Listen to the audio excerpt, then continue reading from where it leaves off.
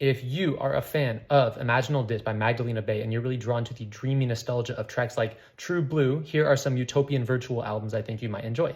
Utopian Virtual is a subgenre of vaporwave that really returns to the techno optimism of the early 2000s, especially within corporate music and primitive operating systems. In theory, it's ironic. It's not always easy to tell if the artist is being ironic or not, but nonetheless, it often sounds very good. My first album recommendation is James Ferraro with Farside Virtual. James was really moving away from his lo-fi background and instead made an album full of ringtones. I'm not even kidding, it's actually ringtones.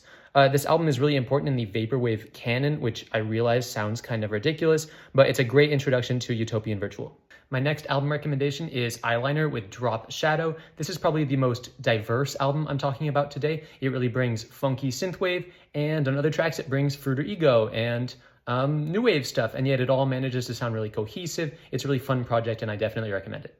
Next, I have Exploshi with Rafflesia Online. This album also has its softer and harder moments, but at the hardest, it goes a lot harder than any other album here. It's a lot more intense, it's a lot more high energy, and it's really a good encapsulation of the corporate music aesthetic that Magdalena Bay also have on Imaginal Disc.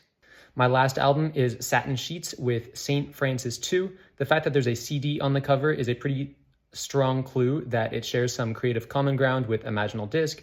And because this is a much more dreamy, soft, mellow project, I'm a lot more drawn to it because ambient vaporwave is a lot more my speed.